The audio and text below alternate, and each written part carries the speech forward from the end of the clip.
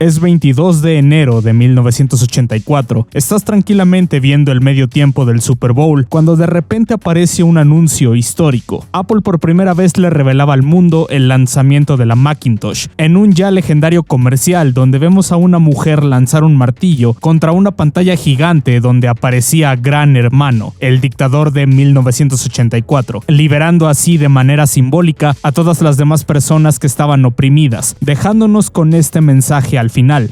January 24th, Apple Computer will introduce Macintosh, and you'll see why 1984 won't be like 1984. Y el comercial tenía razón, 1984 no fue como 1984, pero ya no estoy tan seguro acerca del 2025. Estás viendo Dave Post.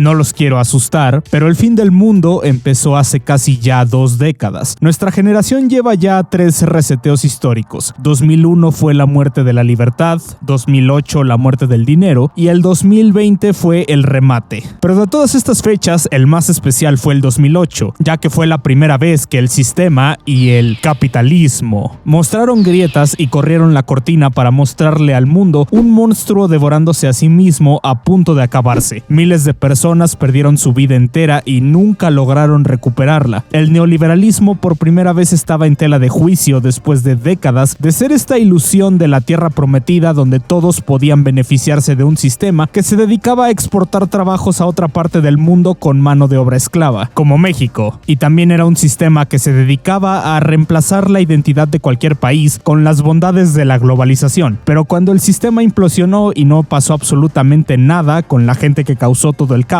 no, en serio, no lo digo de broma, no les hicieron absolutamente nada. Es más, no me crean a mí, aquí está Ryan Gosling explicándolo mejor de lo que yo lo voy a hacer. Tengo el presentimiento de que en unos años harán lo que siempre hacen con la economía que se hunde. Van a culpar a los inmigrantes y a los pobres. Pero Mark se equivocó. En los años siguientes, cientos de banqueros y ejecutivas de agencias calificadoras fueron a prisión. La SS fue totalmente reformada.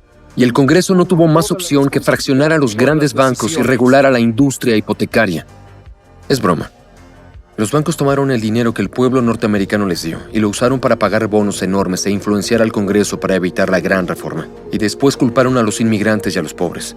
Y esta vez hasta a los maestros. Así que cuando todo esto medianamente se volvió a estabilizar, la gente comenzó a hacerse preguntas sobre si había una alternativa a la aberración que el mundo estaba experimentando a raíz de la codicia infinita de los bancos y de Wall Street. ¿De verdad el mundo era solamente ver que una línea iba hacia arriba o hacia abajo y de eso dependía la supervivencia de todos los mortales que no tenían dinero para jugar en el mercado? Es más fácil pensar en el fin del mundo que en el fin del neoliberalismo.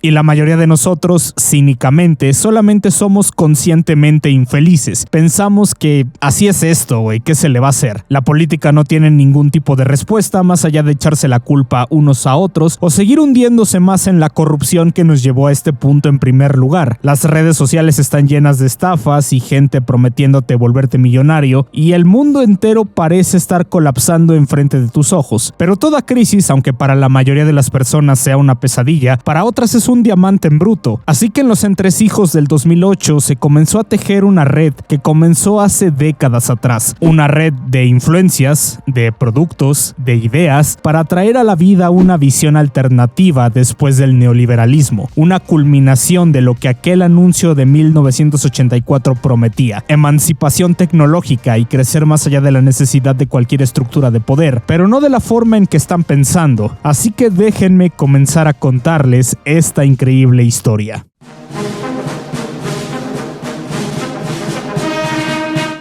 La Segunda Guerra Mundial, ese periodo histórico en el que no puedes expresar interés en internet sin atraer a un montón de gente que se ha convencido a sí misma que de alguna manera no hubieran terminado en los campos también si los alemanes hubieran conquistado América. Pero gracias al tío Sam no tenemos que preocuparnos de esa realidad. Oye bro, pero ¿qué hay de los soviéticos? Cállate. El ganador no solo escribe la historia, sino que también puede tomar cualquier botín como reparación. Y como si no bastara con convertirse en la potencia hegemónica más poderosa, los yankees yanquis también estaban muy interesados en, digamos, reasignar activos alemanes clave a ubicaciones seguras. Más específicamente, cientos de científicos alemanes para poder colocarlos dentro de sus propias comunidades científicas, tecnológicas, de inteligencia y militares. Paperclip fue el nombre clave que los gringos le dieron a esta operación, asegurando las mejores mentes de los mejores criminales de guerra nazis para que los soviéticos no se los ganaran. Porque digo, sí, muchas de estas personas fueron responsables de crímenes contra la humanidad y de matar a miles de inocentes, pero ¿vio esos misiles, señor presidente? Necesitamos unos cuantos de esos para poder seguir llevando la libertad y la democracia al mundo. Para muchos nazis fue una decisión obvia, servir a la Rusia soviética, a gente que de entrada consideraban animales, o a un país que tenía segregación racial y fueron los pioneros en la creación de campos de concentración. Y ya saben lo que dicen, no nazis, no NASA. Obviamente por la salud mental de todos, es mejor no pensar que cientos de las personas más malvadas de la historia con ideas supremacistas se terminaron mimetizando en posiciones de poder dentro de la estructura burocrática, militar y científica de la nación más poderosa del mundo. Personas que fueron pilares en la construcción del Deep State gringo también iban los domingos a la casa de reposo de Hitler, así que ¿qué podía salir mal?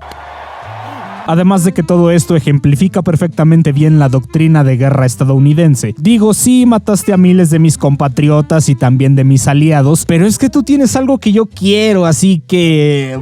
perdonado. Aquí está su nueva identidad, Herr Strunhold. Ahora es usted John Freedom de Wyoming. Y todo esto es importante porque dentro de esas personas estaba Wernher von Braun, responsable del programa V2 que mató a casi 10,000 civiles y 12,000 prisioneros en campos de concentración que fueron usados como mano de obra esclava para poder crear esos misiles. Y digo, sí, se ve mal, pero... ¿quieres ir a la luna o no, cabrón? Así que como no podía ser de otra forma, Wernher se terminó volviendo director del Centro Marshall de la NASA. Pero cuando no estaba ocupado diseñando el programa espacial o recordando las buenas viejas épocas cuando aventaba misiles sobre Londres, von Braun era un ávido escritor, dedicado completamente a la exploración espacial. Pero su interés no solamente se encontraba en detallar posibles planes para la exploración y la colonización del sistema solar, sino que von Braun también escribió un par de libros de ciencia ficción, en los cuales se dedicó a modelar cómo sería una sociedad espacial, aparte de blanca, dentro de los cuales se encontraban First Men to the Moon, que más parece un manual de cómo ir a la luna de verdad que una novela, y el libro que inspiró todo este video, Proyecto Marte, una historia técnica. Un libro que si deciden leer más de una vez te hará dudar sobre si estás leyendo un texto científico o de ingeniería o una historia ficticia. A todos los que les guste la ciencia ficción dura se los recomiendo mucho. Y todo el argumento trata acerca de que hubo otra guerra mundial entre Rusia y Estados Unidos, resultando en la creación de un gobierno mundial, obviamente blanco. Después de ganar la guerra, con ayuda de una estación espacial capaz de lanzar misiles nucleares desde órbita, los Estados Unidos se alzaron triunfantes, y después de la guerra, esta estación espacial logró descubrir vida inteligente en Marte, y la Tierra lanzó una misión para contactar a los marcianos, descubriendo que los marcianos tenían una super civilización antigua y benévola, super avanzada que vivía bajo tierra, la cual era controlada por un consejo tecnocrático de los 10 seres más importantes e inteligentes del planeta, y a su vez estos eran liderados por una entidad que actuaba como líder supremo, una entidad conocida como el Elon.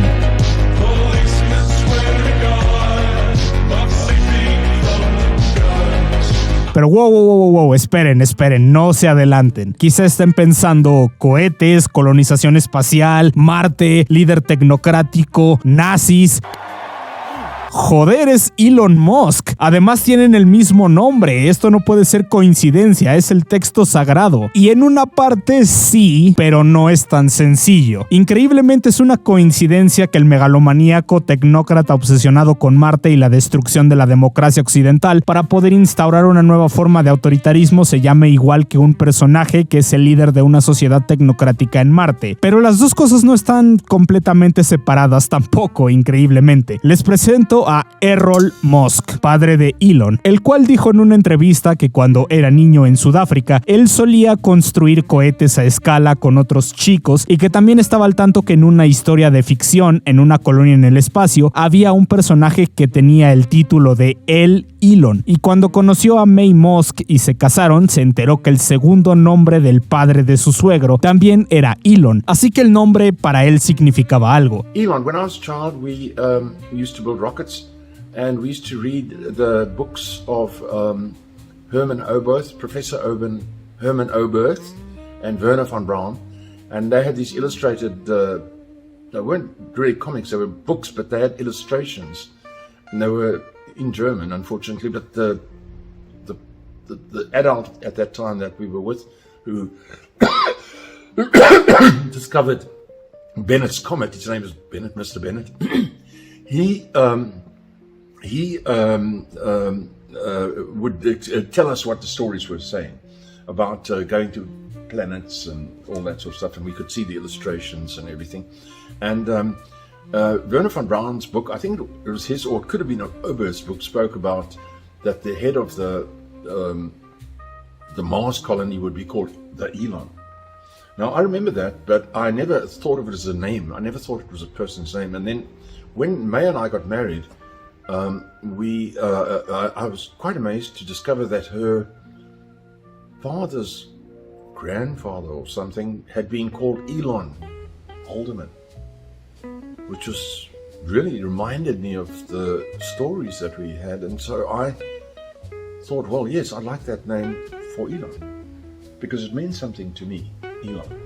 Pero si pusieron atención en la entrevista que acaban de ver, hay un pequeño detalle. Errol Musk mencionó que los libros estaban en alemán y que un adulto les resumía las historias porque ellos no hablaban alemán, pero esta persona sí. Y pueden pensar, Sudáfrica, colonia británica, ¿qué hacían germanoparlantes ahí en primer lugar? Bueno, quizá toda la parte del tecnomesías, líder de una especie superavanzada en Marte, la colonización espacial, cohetes, la tecnocracia y los nazis, son todo coincidencias con las que Elon Musk solamente comparte un nombre. Quizá este libro lo inspiró, quizá no tengo la más remota idea si para él fue la revelación máxima que su misión de vida era ir a Marte y colonizarlo. No sé, lo único que existe públicamente entre él y este libro es un tuit que puede leerse de 1000 formas e interpretarse de otras 1000 y la entrevista de su padre. Por más que quisiera, no existe una gran conspiración entre que su padre le haya puesto este nombre para encaminarlo a ser el líder supremo de una sociedad marciana y las acciones que está tomando hoy en día. Pero aún así, ese pequeño detalle que Errol Musk entró en contacto con estas historias a pesar de que estuvieran escritas en alemán no es algo menor. ¿Cómo es que un libro de un científico nazi que vivía en Estados Unidos, que además estaba escrito en alemán, llegó a Sudáfrica en primer lugar? Bueno, quizás sí exista algo más que una simple coincidencia en todo esto.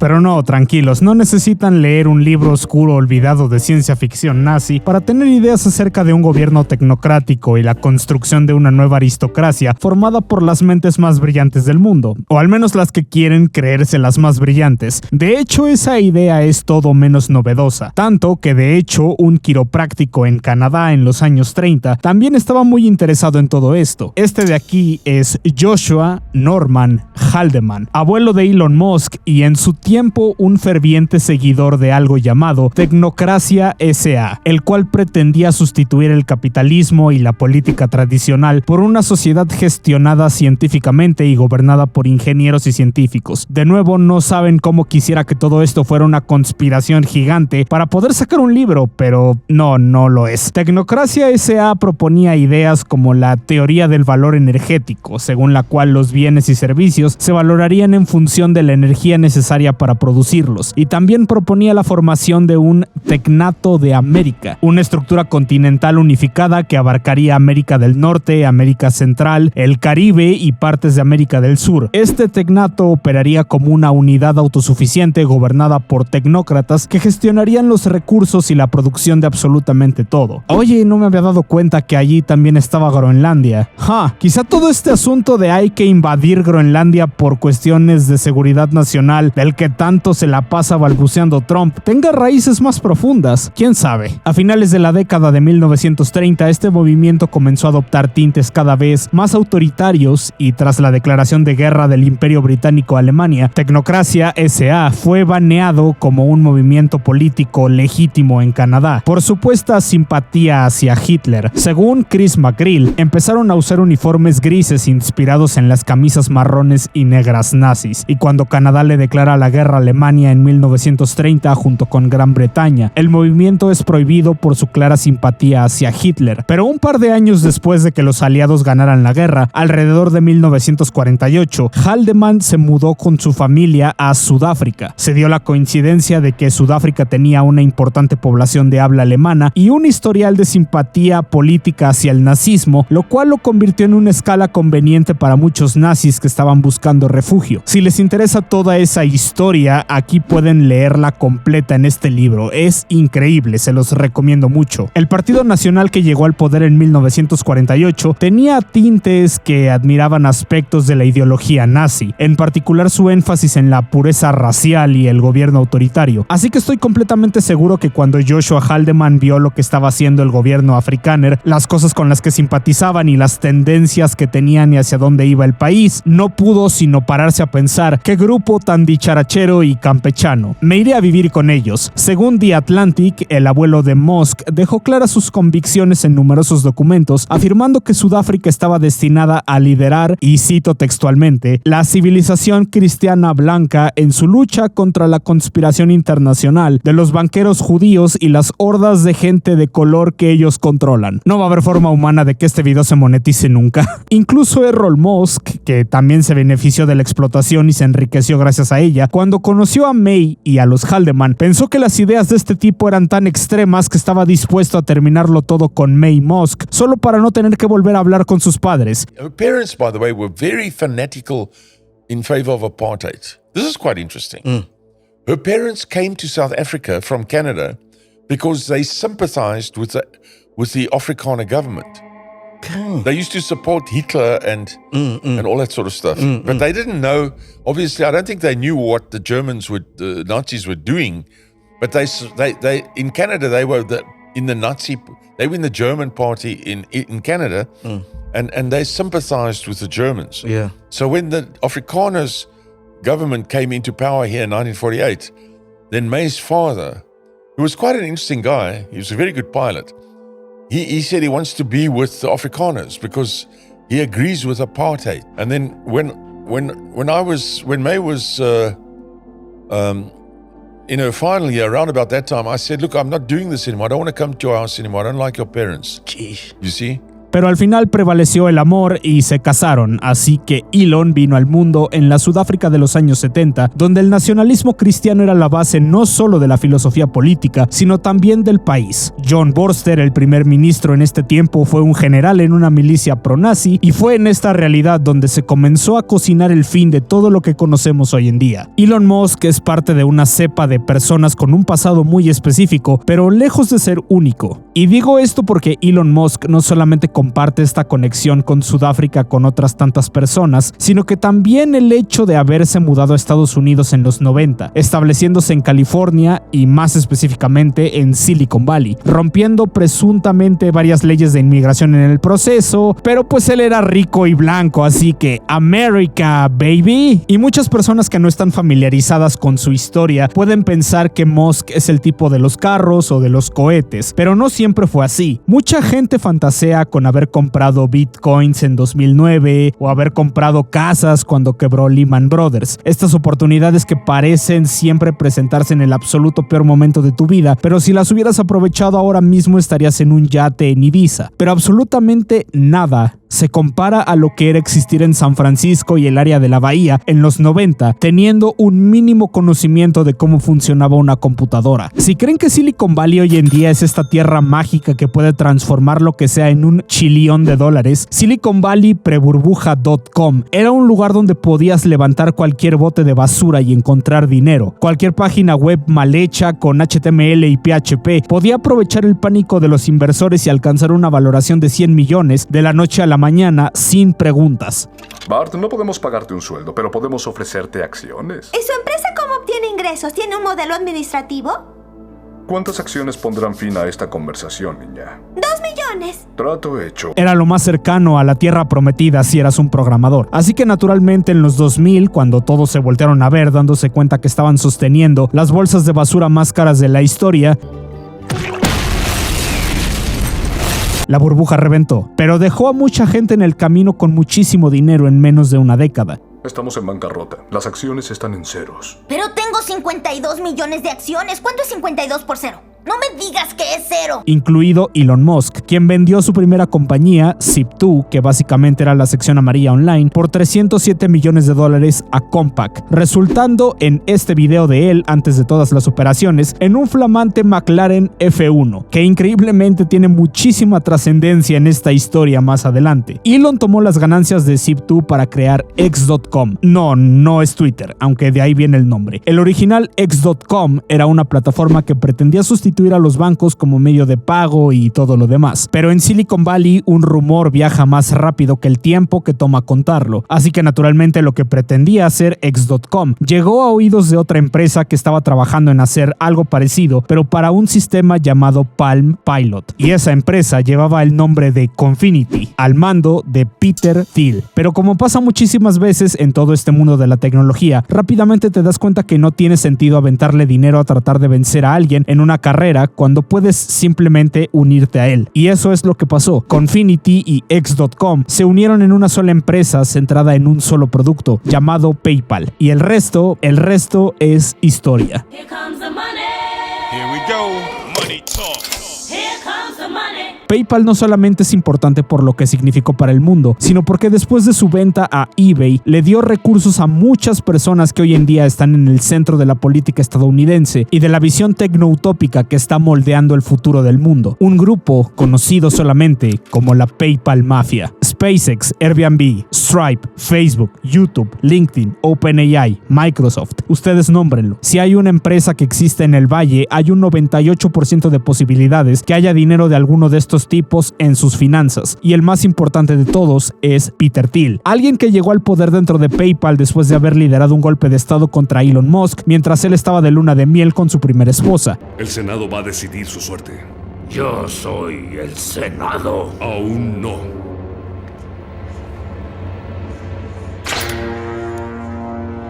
Es traición, entonces. Elon odiaba tanto a este tipo en aquel entonces que en ese momento, y cito textualmente, pensó en asesinato, pero sin saberlo, Elon tuvo una oportunidad para hacerlo. ¿Recuerdan ese McLaren F1 del que les hablé? Bueno, Elon casi se mata a sí mismo y a Peter Thiel por ir a exceso de velocidad. Yeah, so I was driving up Sand Hill Road with Peter Thiel, one of the co-founders of PayPal. We were actually driving to see Mike Moritz. This is in 2000. And so we're driving up Sand Hill Road. I didn't really know how to drive the McLaren. And Peter says, so what can this do? And then I'm probably number one on the list of famous last words. I said, watch this. So I floored it and did a lane change on Sand Hill. And so the McLaren has no traction control or anything. It's massive power to the wheels, so 640 brake horsepower, and it only weighs a ton. So it has massive power to weight. It can break the wheels free at 80 miles an hour. So broke the rear end free and started spinning. And I sort of, let's see, I think it was sort of, I was going straight and then turned, and I remember seeing the cars coming towards me while I was going backwards. And then we hit an embankment, sort of a 45-degree embankment on Sand Hill, which tossed the car into the air like a discus. And it kept rotating with about 3 foot of air clearance, according to witnesses. And then slammed down on the ground, going the original direction. Pero al final del día, esta traición fue posiblemente lo mejor que le pudo pasar en la vida. Peter Thiel fue uno de los primeros inversores en SpaceX, o sea, sí, puedes odiar a un hombre, pero tú no odias realmente el dinero. Sobre todo cuando ibas a empezar a trabajar en el destino manifiesto de tu vida, que era ir a Marte. La PayPal Mafia son el dinero que respalda Silicon Valley, además de ser hoy en día la cúpula de poder con más influencia en Washington, desde ocupar posiciones en el gobierno de Trump hasta tener el oído del presidente a placer por haber donado millones millones a sus campañas. Pero también hay una cosa más interesante. Elon Musk venía de una cepa muy específica. Un chico de alta sociedad sudafricana que se crió en escuelas privadas donde se les inculcaba el nacionalismo cristiano y la segregación racial, que encontró su propia fortuna después de llegar a California, igual que David Sachs y también Peter Thiel. Peter es hijo de Klaus Thiel, un ingeniero alemán, porque claro que sí en este punto, que se mudó a Sudáfrica seguramente por razones nobles ajenas a su nacionalidad para supervisar la extracción de uranio en la mina de Rosing. En aquella época Sudáfrica era un paria internacional, así que comenzaron a producir armas nucleares como medida disuasoria para cualquier otra nación que tuviera la idea radical de intervenirlos para darle derechos a los sudafricanos negros o algo así, algo que atentaba contra la pureza de la sociedad africana.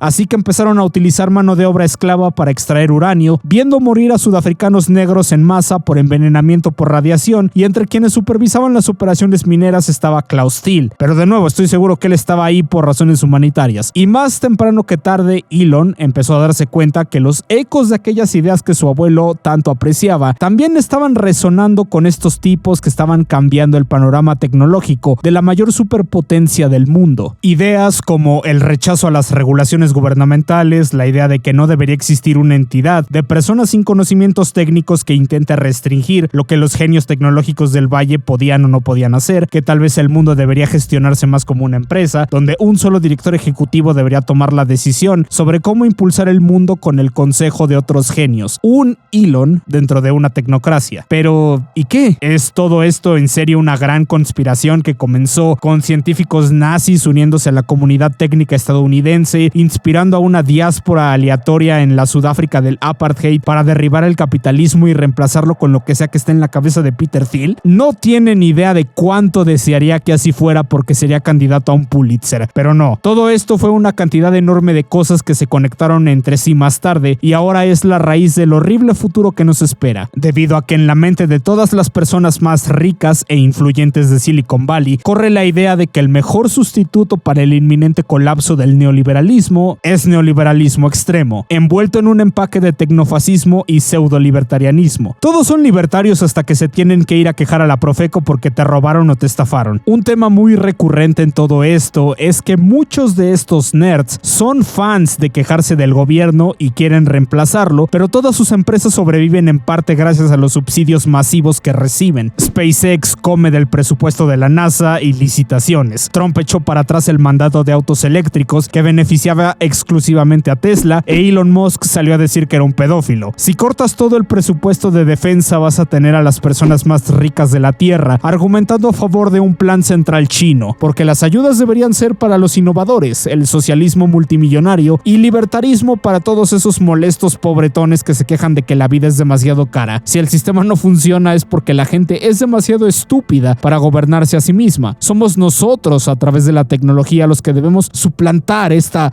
frágil estructura democrática por algo que beneficie a todas estas masas embrutecidas. Pero voy a dejar que lo escuchen por ustedes mismos. And sort of by the early 90s, I sort of realized that the people who were sort of politically not part of the establishment system, you could basically measure people's IQ very simply by how optimistic they were about politics. And sort of the dumb people tended to think you should really all vote. The smarter people thought it was probably a bad thing, but you still had to maintain appearances. And then the really smart people were just sort of despondent, and the ones who were conservative engaged in heroic amounts of alcohol consumption, and the people who were libertarian did not limit themselves to alcohol. And so basically, but I don't think, I don't think despair is the only answer, and it's because I don't think politics is the only way to go. And my thinking on this, started to take a turn towards a more optimistic perspective in the mid to late 90s when I got involved in the tech boom in Silicon Valley. I ended up being the co-founder of a company called PayPal, and the initial founding vision was that we were going to use technology to change the whole world and basically overturn the monetary system of the world. And we can debate on how much it succeeded or how little it succeeded. there were parts of it that I think have worked, and parts of it where the jury is still out. But the basic idea was that we could never win an election on getting certain things because we were in such a small minority. But maybe you could actually unilaterally change the world without having to constantly convince people and beg people and plead with people who are never going to agree with you through a technological means. And this is where I think technology is this incredible alternative to politics. And there are a number of different technologies we can outline, but the task in this world where politics has become so broken and so dysfunctional is to find a way to escape from it. It's not a way to fix it, it is a way to escape. And there are a number of different options. I think the promising one of the 1990s and this last decade has been to escape onto the internet and to sort of create an alternate virtual reality. Questions, of course, is still how does it intersect with the real world? There are, I think, escaping to outer space is a promise, although I think the space technology is not quite there, so I think that's sort of for the second half of the 21st century.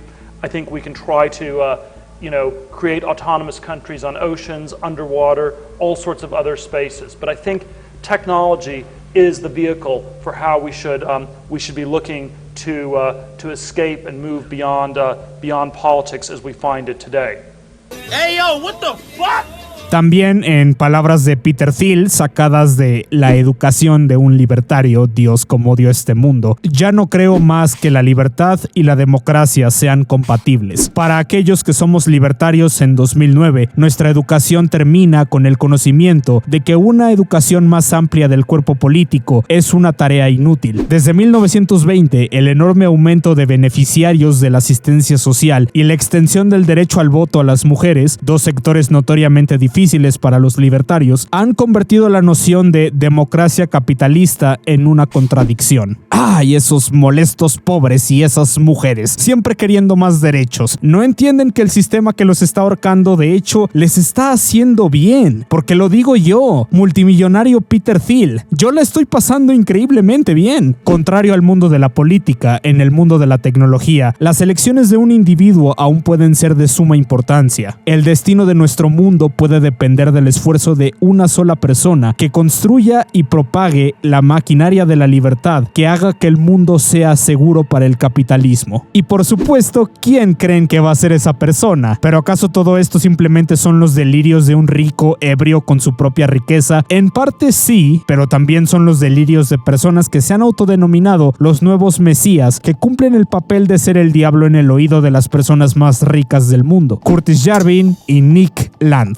Se puede hablar horas de este par de desquiciados, pero para acortar vamos a centrarnos más en Curtis Yarvin. A lo que se resume su ideología es algo llamado ilustración oscura, porque siempre tenemos que ser edgelords, todo tiene que ser dark, y argumenta que la democracia está rota y debería ser desechada en favor de un ejecutivo similar a un monarca que maneje cada aspecto de la vida de un país. Los países deberían ser gestionados como corporaciones con un único director ejecutivo o rey en la cima. Los ciudadanos deberían ser accionistas, propietarios y sin derecho al voto. Además de que el igualitarismo es una mentira, ya que algunas personas y naciones son naturalmente mejores gobernantes y otros deberían someterse. Y si han venido prestando atención, ya saben cuál va a ser el parámetro para definir cuál va a ser quién, porque eso nunca puede faltar. La modernidad está pudriendo la sociedad, por lo que debemos abandonar los ideales de la ilustración, de libertad, igualdad y democracia. De ahí es de donde viene el nombre, es la anti-ilustración o ilustración oscura. Para Yarvin, el establishment, los medios de comunicación, academia, burocracia, son un ente que él ha bautizado como la catedral, el cual actúa como un guardián del consenso progresista que socava el gobierno de la élite. El gobierno es un monopolio corroído y anticuado que se opone al paso natural de privatizar todo y dejar que el Estado actúe como una gran empresa. Yarvin fundó una compañía que llamó Tlon. A medida que recaudaba dinero para su startup, Yarvin se convirtió en una especie de Maquiavelo para sus benefactores de las grandes tecnológicas, quienes compartían su visión de que el mundo estaría mejor si ellos estuvieran a cargo. Los inversores de Tlön incluían a las firmas de capital de riesgo Andreessen Horowitz y Founders Fund, esta última fundada por el multimillonario Peter Thiel. Así que no es raro ver por qué sus delirios, o mejor dicho, sus posts en su blog, resonan tanto con la gente como Elon Musk o Peter Thiel, quien financió su startup y comparte su escepticismo hacia la democracia, alguien a quien Yarvin se ha referido como completamente iluminado, siendo su fantasía oscura de las monarquías tecnocráticas pilar de la ideología del ahora vicepresidente de Estados Unidos y humano con la cara más memeable de la historia, J.D. Vance, un joven ambicioso que fue personalmente apadrinado por Peter Thiel, exponiéndose a todo el movimiento neorreaccionario de Yarvin y absorbiendo sus ideas al ver que su mentor resonaba con ellas. Peter Thiel donó una cifra récord para que Vance fuera electo senador y todo apunta a que fue la influencia de Thiel lo que lo colocó como vicepresidente. Vance le debe todo a Thiel y todo apunta a que Trump es solamente el puente para que este tipo sea el primer tecno-rey de la nueva realidad, alguien criado y creado para ocupar el puesto que puede abrirle las puertas del poder absoluto a su maestro y sus intereses. No sé ustedes, pero yo siempre me imaginé al anticristo como algo salido de Warhammer y resultaron ser güeyes con el carisma de una bolsa de plástico. Y dentro de las ideas que han cautivado al nuevo establishment se encuentran joyas como, en su blog, él una vez bromeó acerca de convertir a los pobres de San Francisco en biodiesel para alimentar los autobuses de la ciudad. Después él sugirió otra idea, aislarlos a todos en confinamiento enganchados a una interfaz de realidad virtual. Cualquiera que sea la solución exacta, escribió, es crucial encontrar una alternativa humanitaria al genocidio, un resultado que logre el mismo resultado que el asesinato en masa, la eliminación de elementos indeseados de la sociedad, pero sin ningún estigma moral. Esto es en lo que Thiel está completamente iluminado.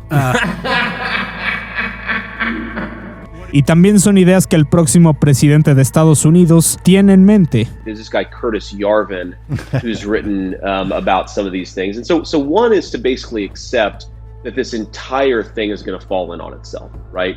Encantador, ¿no les parece?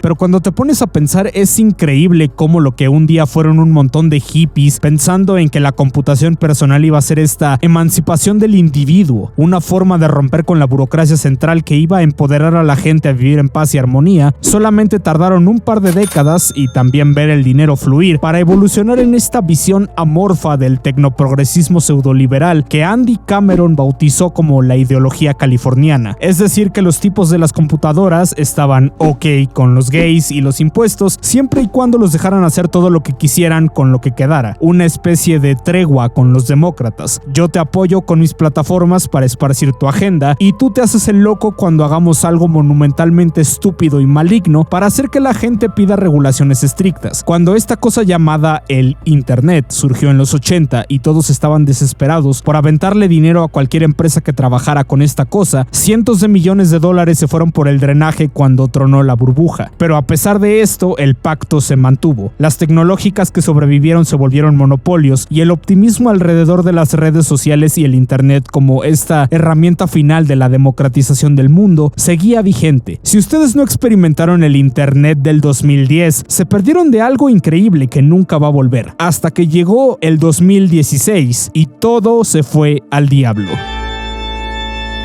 Trump no solamente fue el catalizador de muchas cosas, sino que en su esfuerzo de entender cómo esta cosa llegó a la Casa Blanca, los demócratas rompieron el pacto, atacando a las tecnológicas como la herramienta que poderes ajenos al voto gringo usaron para poner a Trump en el poder, a.k.a. Rusia, algo que resultó ser cierto, agregando la opinión pública hacia Silicon Valley, comenzando a pedir regulaciones a lo que podían y no podían hacer. Cambridge Analytica fue el pivote que cambió el mundo de la tecnología para siempre. La empresa recopiló reveló datos privados de hasta 87 millones de usuarios de Facebook, muchos de ellos los cuales nunca les dieron permiso, mediante una aplicación de un test de personalidad. Y ese conjunto de datos se convirtió en perfiles psicológicos utilizados en campañas publicitarias políticas específicas, en particular la campaña de Trump en 2016 y las iniciativas del Brexit. Y todo estaba bien con siempre voltear al otro lado por apoyo político, pero ahora las mismas tecnológicas le habían hecho perder una elección a sus guardaespaldas y de repente ya no era quid pro quo, era ojo por ojo. Si los demócratas no nos iban a dejar seguir haciendo lo que queríamos, quizá este loquito que dice que es mejor reemplazar al gobierno con un monarca tecnócrata que vaya a destruir cualquier intento de regulación, quizá no esté tan loco después de todo. Haciendo un nuevo pacto, tú empuja el conservadurismo cristiano nacionalista y nosotros te dejamos hacer tu negocio. ¿Conspiración? Sí, tal vez, pero este plan lleva décadas gestándose. No es solo dinero, se trata de crear la infraestructura de un futuro que solamente ellos van a poder controlar. Una visión de un futuro permeado por el control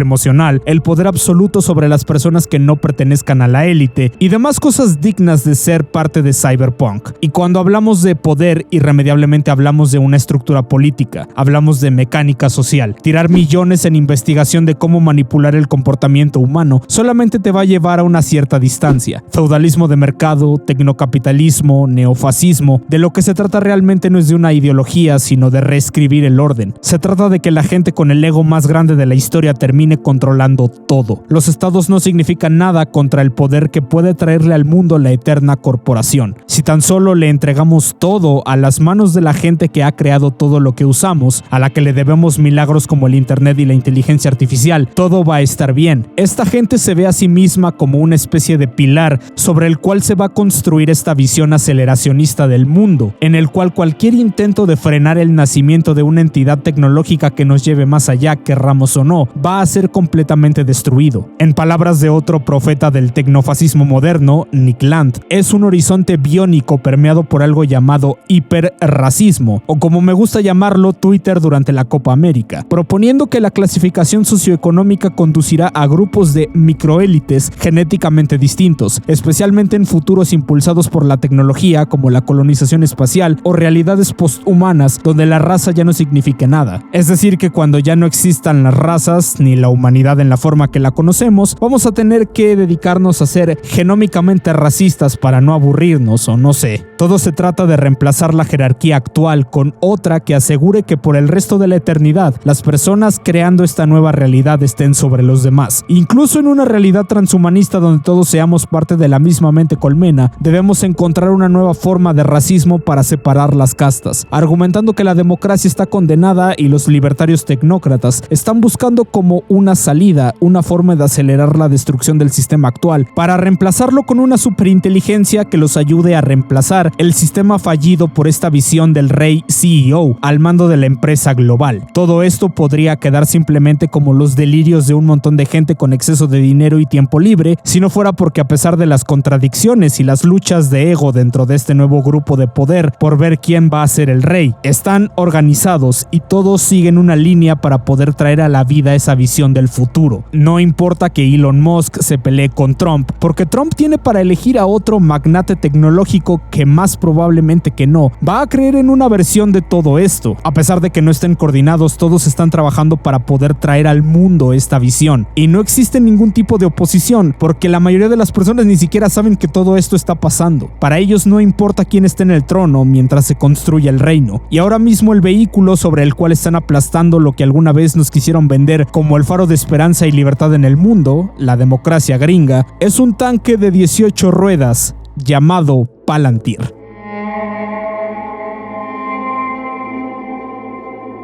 Una de las cosas que más odio de toda esta situación es que si tienes una conversación con alguien de Silicon Valley hoy en día y te pones a hablar del Señor de los Anillos, vas a nombrar como 4 empresas malignas distintas. Anduril, drones de guerra. Palantir, el diablo. Mithril, el fondo de inversión que le da dinero al diablo. Rivendell, Lembas, Valar, todos fondos buitre, y tú solamente te puedes quedar ahí viendo el vacío pensando en que ya no puedes tener nada bueno. No sé cuántos de ustedes han leído un libro o visto una película llamada Minority Report, pero es una película que se centra en el concepto del precrimen, que es básicamente una fuerza policial futurista que utiliza precogs o mutantes psíquicos para predecir y arrestar a personas antes de que cometan delitos, sacrificando la libertad individual bajo el pretexto de la seguridad pública. ¿Recuerdan ese cuento del niño que gritaba lobo, lobo, hasta que nadie le creyó y el lobo se comió a todos? Bueno, la seguridad es algo parecido. Cada vez que un gobierno se va a sobrepasar en su autoridad, van a decirte que es por tu seguridad, ya sea protegerte de un enemigo invisible o de una amenaza que algún día vendrá. Todo se trata de mantenerte seguro y cuántas de tus libertades estés dispuesto a dejar de lado para tener una vida tranquila. Y esto se ha repetido tantas veces que cuando alguien grita como X cosa es una afrenta a los derechos individuales, lo que escuchamos nosotros es lobo,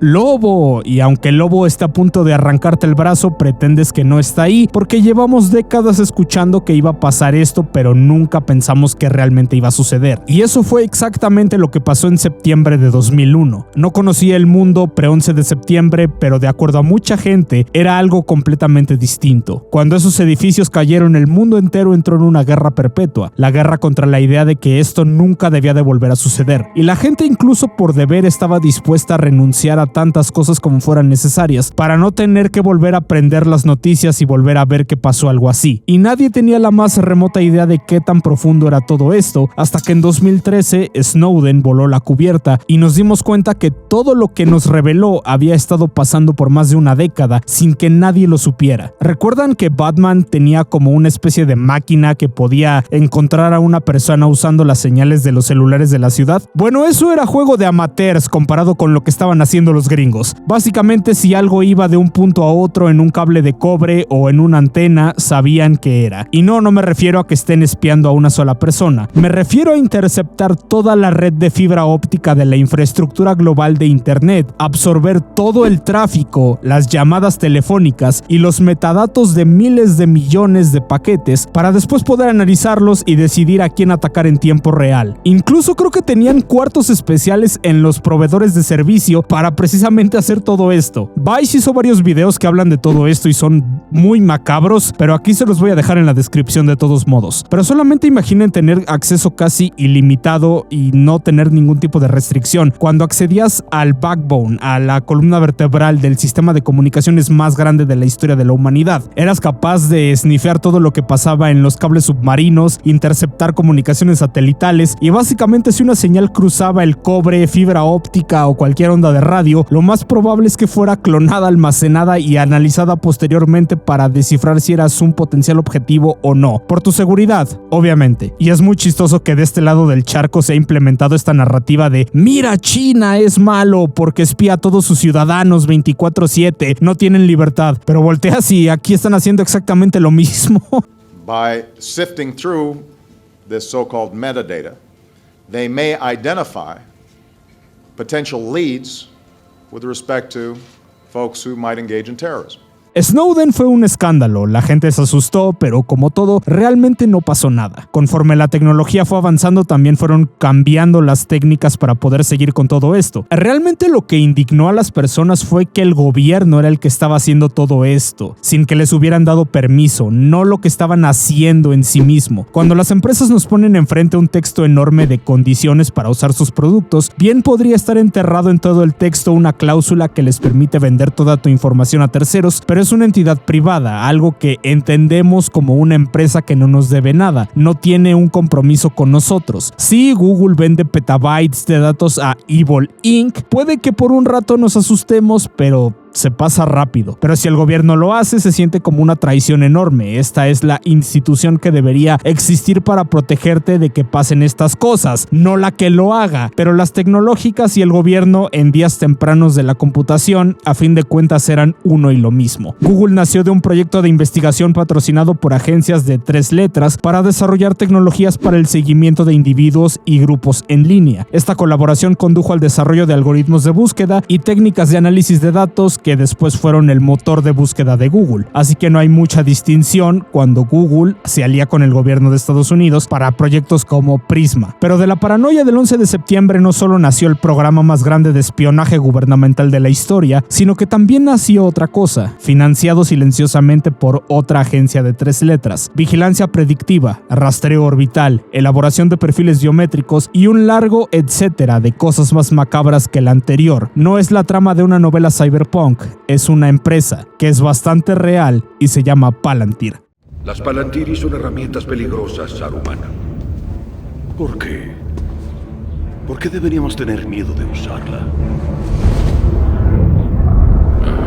No hemos encontrado todas las rocas videntes perdidas. No sabemos quién esté viéndonos. Ya es más tarde de lo que crees.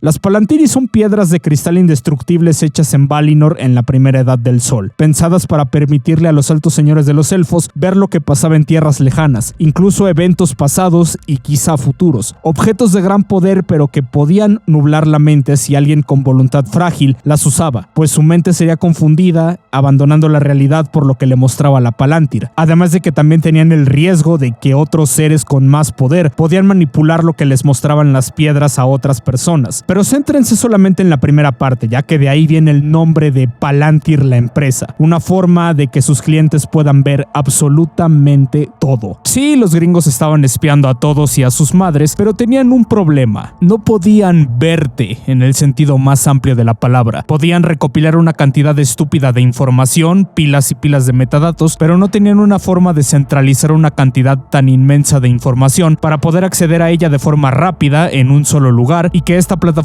se encargara de analizar absolutamente todo para poder empezar a extraer relaciones entre cosas que en un inicio podrían parecer que no tienen absolutamente nada que ver. Necesitaban un lugar en el cual pudieran ver absolutamente todo lo que estaban recopilando sin tener que saltar de una agencia a otra. Y eso fue lo que Peter Thiel les prometió con Palantir: una piedra para poder ver absolutamente todo e incluso tal vez el futuro. Palantir creó las herramientas que permiten a los gobiernos reunir correos electrónicos, datos de GPS, chats, registros médicos, bueno, en realidad cualquier cosa en una única matriz. El objetivo de todo esto: integrar discretamente a Palantir en todos los ámbitos de la vida pública de un país. ¿Por qué? Por tu seguridad, obviamente. Pero entonces, ¿qué hacen? Bueno, en grandes rasgos venden software a otras empresas. A diferencia de las startups orientadas al consumidor que necesitan explicar claramente sus productos a los usuarios porque son los que los van a usar, el público principal de Palantir son las grandes agencias gubernamentales y las empresas de la lista de Fortune 500, ya que prometen potenciar cualquier operación que se propongan realizar, desde optimizar al máximo la línea de producción o la red de distribución de una empresa, hasta ayudar a los departamentos de policía y ejércitos de todo el mundo a identificar y eliminar objetivos. Parece una exageración, ¿verdad? No si lo ves desde el punto de vista de que Palantir realmente en el negocio que está es en el negocio de los datos y modelos predictivos también. La presentación puede variar, pero la idea es la misma. Foundry se centra en ayudar a las empresas a usar datos para tareas como gestionar inventario, supervisar las líneas de producción y hacer seguimiento de pedidos.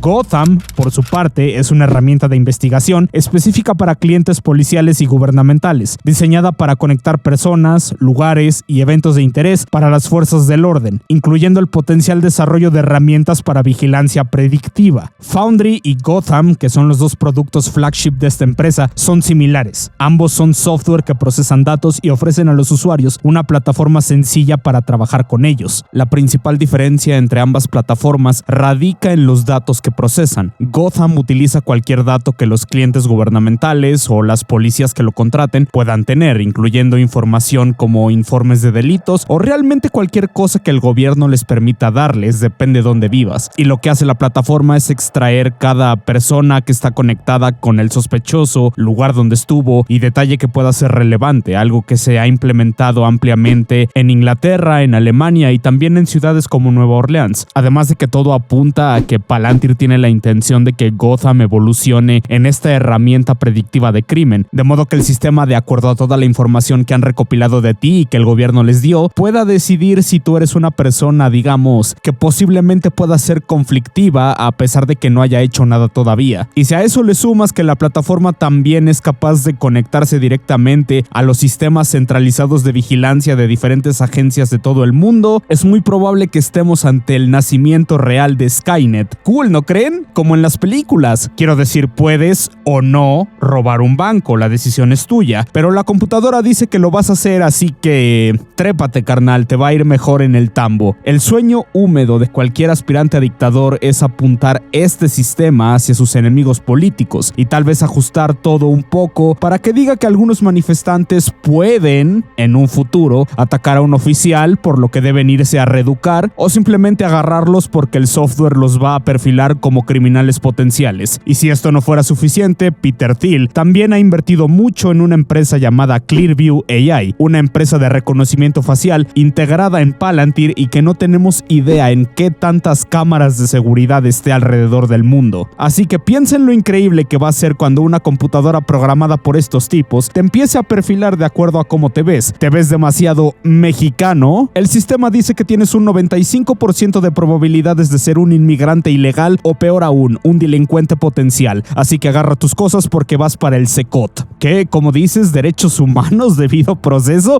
Oigan, este estúpido. Súbete al avión, güey, ya. Es muy divertido pensar en que cada pieza de datos recopilados por el gobierno fluya a través de un sistema de inteligencia artificial centralizado encargado de determinar quién es bueno y quién es potencialmente malo. Y quizá pienses, bueno, ¿y el gobierno? No creo que jamás permitan que una entidad privada acceda a la información de cientos de millones de personas para alimentar una máquina gigante que rastrea cada movimiento para predecir si irás en contra de los deseos del régimen, ¿no? Debe haber regulaciones, alguien que se oponga a esto. No creo que sea tan fácil. Y a eso solo puedo responder, jaja, no mamen este güey. No, amigo, claro que no, nadie se va a oponer. Recuerda que Peter Thiel era un gran partidario de Trump y encima Elon Musk estuvo manipulando los sistemas centrales del gobierno gringo durante meses sin que nadie pudiera oponérsele. Y si encima de todo eso esto no fuera suficiente evidencia, ¿con quién está conectado Elon Musk? Sí. Además de que ya han salido muchos reportajes que apuntan a que Palantir puede estar creando una base de datos central de absolutamente cualquier persona que esté en Estados Unidos, que hará aparecer al Partido Comunista Chino como la Madre Teresa, por tu seguridad,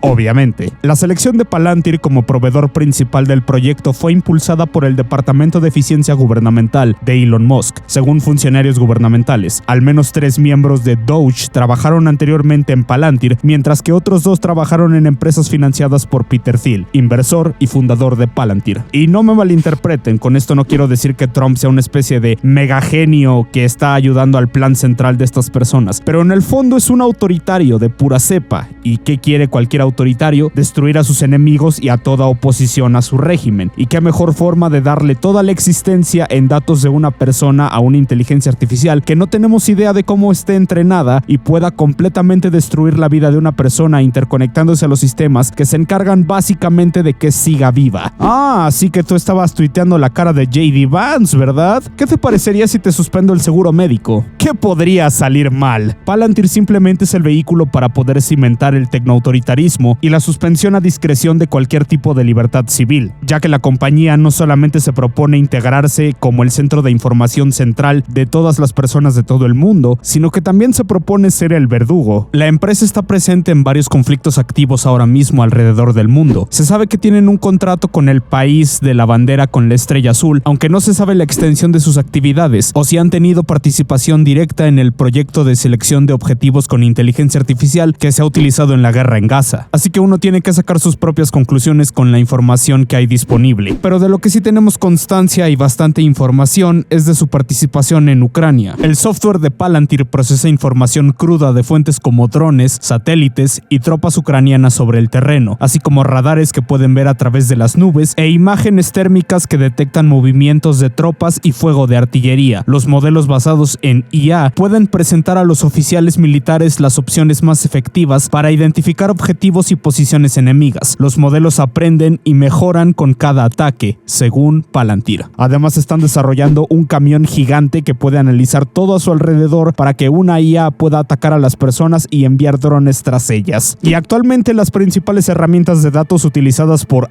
ICE apuntan a crear una base de datos masiva de inmigración que pueda decir en tiempo real si una persona se quedó más tiempo del permitido o es un indocumentado, para luego usar el reconocimiento facial para dar a las autoridades su ubicación en tiempo real para que puedan ir allí y deportar a esa persona, o tal vez enviar un dron para encargarse del problema. Y si por un momento creen que porque estamos en México nada de esto nos afecte en lo más mínimo, bueno, ya sabes cómo dicen que siempre es por la seguridad de todos, y como Trump últimamente está jugando con la idea de invadirnos con la excusa de las drogas y la seguridad nacional, pues qué mejor campo de pruebas para una IA automatizada gigante que decide quién vive y quién muere que un potencial enemigo que está justo al lado de la frontera, al cual necesitamos llevarle 50 toneladas de democracia y pacificación, por nuestra seguridad, obviamente. Además de que discretamente, cuando vino la secretaria de Homeland Security y espíritu chocarrero de la vida real, Kristi Noem, a México, le pidió a la presidenta que le dieran a los gringos acceso a los datos biométricos de todos los migrantes, lo cual coincidentemente se traslapó unos días con el anuncio del CURP biométrico. Así que 2 más 2 por nuestra seguridad,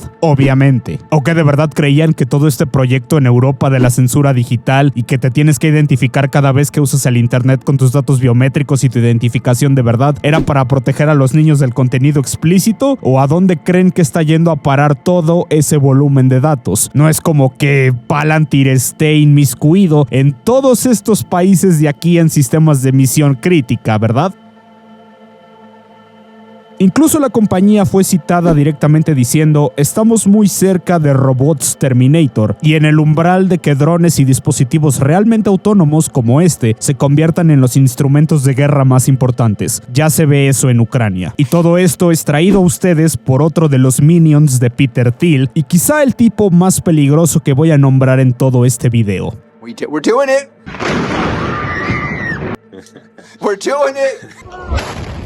And I'm sure you're enjoying this as much as I am. Alex Karpez, una persona que no solamente jugó un papel decisivo en asegurar el primer padrino de Palantir, que fue otra agencia de 3 letras, sino que Peter Thiel encontró en Karp a la persona perfecta para dirigir todo esto por una sola razón: es un paranoico de manual. En una entrevista con el New York Times, cuando le preguntaron sobre sus temores de que posiblemente un gobierno antisemita de extrema derecha tomara el poder, dijo: ¿quién crees que sería el primero en ser colgado? Haz una lista y te mostraré a quién le toca primero. Soy yo. No hay una casilla que no marque. Su miedo, dijo, impulsa muchas de las decisiones de esta empresa. Y es curioso que los nacionalistas cristianos de extrema derecha, a los que le temía, ahora son sus mejores clientes. Pero con el paso de los años sus opiniones cambiaron un poco. Ahora no era la extrema derecha lo que lo asustaba, sino la idea de que cualquiera, y me refiero a absolutamente cualquiera, amenazara el lugar de Estados Unidos como una potencia hegemónica, económica y militar del mundo, ya sean amenazas nacionales o extranjeras, inculcando en la compañía esta idea de dominación, afianzando el dominio de Occidente, porque si las potencias hegemónicas actuales se ven desafiadas, su paranoia le dicta que van a venir por él, y que Palantir es esta fuerza del bien que está luchando por traer de regreso la fuerza y los valores occidentales. Y no exagero, es lo que pusieron en anuncios en paradas de autobús para reclutar gente en varios países, ayudando en la masacre de miles en Oriente Medio, Ucrania y muchas otras guerras por venir. Por seguridad,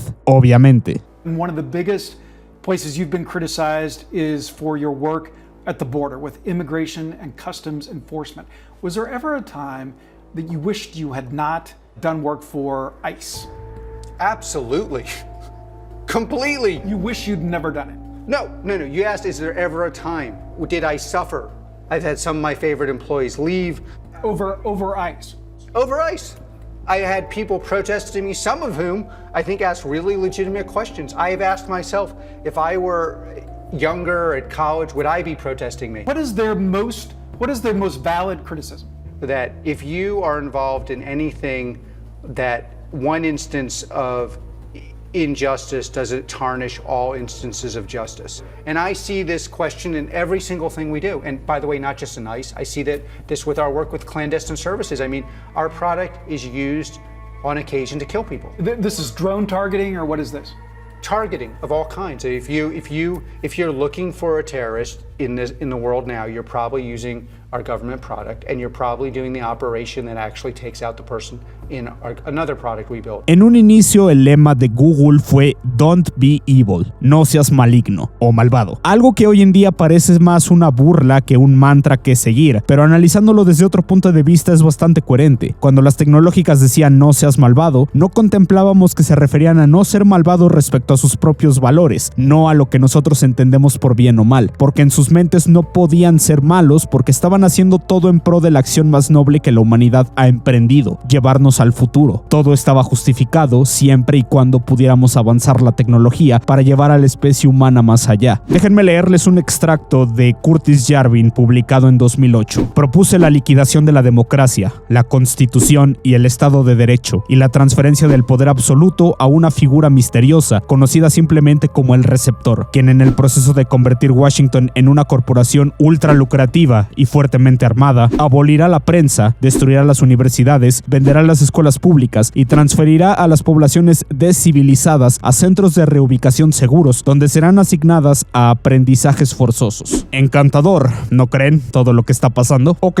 ahora todos somos criminales potenciales, seremos vigilados las 24 horas los 7 días de la semana en un estado dirigido por un único líder tecnofascista que puede deshacerse de sus detractores, quienes serán clasificados cuidadosamente por nivel de amenaza en una pantalla por un modelo de inteligencia artificial omnipotente que recibe constantemente petabytes de datos en tiempo real de cada persona del mundo y puede enviar un dron para liquidarte. El plan funcionó completamente. ¿Y ahora qué? Bueno, la realidad es que la tecnología no puede controlar un gobierno. No digo esto como protesta, literalmente no puede hacerlo sola. Quizá en otra realidad donde Harambe nunca murió, ahora mismo la tecnología nos estaría llevando a cumplir nuestros sueños espaciales socialistas, pero en esta realidad de Silicon Valley ese no es el caso. Y aunque pueden trabajar juntos, uno simplemente no puede reemplazar al otro. Debe haber una relación incestuosa entre ambas partes. Quizá me estoy volviendo loco, pero si después de todo esto que te he mostrado sigues creyendo lo contrario y que no existe un complot tecnoimperialista para establecer un dominio completo sobre la masa y guiarnos a una visión retorcida de la singularidad divina con una máquina superinteligente al mando, donde no hay gobierno ni derechos ni nada más que la máquina y el eterno rey CEO dirigiendo todo como le parezca, entonces ya no sé qué más decirte. El mundo de hoy está siendo secuestrado por personas a las que no les bastó tener miles de millones a su disposición, ya que para ellos el haber ganado el sueño americano no era la meta, sino que era solamente un peldaño en la escalera que los llevaría a un premio más grande, la destrucción de algo que ellos consideraban el último enemigo de acuerdo a sus visiones más retorcidas del mundo, el sistema en sí mismo, el monstruo bajo la cama que vendría a comerse sus ambiciones de crear una tecnoutopía totalitaria donde el ser humano no sería más que un cliente que debía rendirles tributo por el simple hecho de existir, atribuyéndose a sí mismos el derecho divino a gobernar mediante pretender que fue su liderazgo empresarial y sus delirios filosóficos y no el trabajo de cientos de ingenieros y científicos financiados por el gobierno muchas veces, lo que le dio al mundo las herramientas para encontrar esta nueva realidad. Gente que nos presentó la promesa de que a través de las computadoras el mundo no sería como 1984 y por un tiempo esa fachada se mantuvo, ya que nunca supimos hasta que fue demasiado tarde que debajo de todo el supuesto progresismo e ir al trabajo en sandalias se escondía un monstruo que veía cada dólar ganado como simplemente otro recordatorio que si este mundo se había vuelto dependiente de sus productos, quizá era él también el que debía gobernarlo. Quizá en un punto Silicon Valley tuvo una visión del futuro perfecto, donde la raza humana por fin vería su edad dorada, pero lo que nos terminaron dando fue Night City. No son totalmente los delirios de las personas más ricas del planeta, abogando por la destrucción de cualquier forma de gobierno que les pueda presentar límites a lo que pueden y no pueden hacer, o hacer países debajo del mar como dijo Peter Thiel, sino de cómo las ideas centrales de derrocar la democracia se pusieron en marcha cuando todas estas personas reunieron suficientes recursos para poder infiltrarse en el gobierno del país más rico del mundo y también en la maquinaria que le genera esa riqueza, desde designar quién fue el vicepresidente, usar sus plataformas para manipular la opinión pública y dirigir el voto, hasta destruir desde dentro el sistema completo, reduciendo a la población a otra entrada en una base de datos masiva actualizada en tiempo real por sistemas de vigilancia y espionaje, para poderse sacar de en medio no solo al gobierno entero, sino a quien sea que sus máquinas vean como una potencial amenaza al nuevo orden que están creando. El neoliberalismo murió ahogado en sus propias mentiras de crecimiento perpetuo y dinero infinito, dejando a innumerables personas desilusionadas y completamente aisladas de lo que estaba pasando pasando, porque ¿para qué prestar atención si todo está podrido? Y es precisamente cuando nadie estaba mirando, cuando a nadie le importaba, cuando empezaron a atacar. Palantir y sus aliados ideológicos, la corriente tecnonacionalista, los remanentes de la diáspora sudafricana que traen de vuelta ideas que nunca murieron, están envueltos en la idea de que ir a Marte y crear el tecnato de América son simplemente métodos, no para arreglar el mundo, sino para crear uno nuevo, uno mejor, según ellos. Estas no son curiosidades marginales, sino elementos que están cristalizando en un modelo de gobernanza donde la vigilancia, los datos y la predicción se conviertan en las palancas de poder definitivas. Nos encontramos ante un régimen donde los estados delegan enormes cantidades de capacidad coercitiva a plataformas privadas, donde la eficiencia es la excusa para recortar derechos y rendición de cuentas. Una red de individuos que alcanzaron el poder juntos y planean construir juntos su nuevo mundo. Si quieres crear algo nuevo en el valle, necesitas su dinero, su gobierno. Así lo que antes parecía una especulación distópica, poco a poco se va a ir convirtiendo en un simple "it's business as usual". La libertad,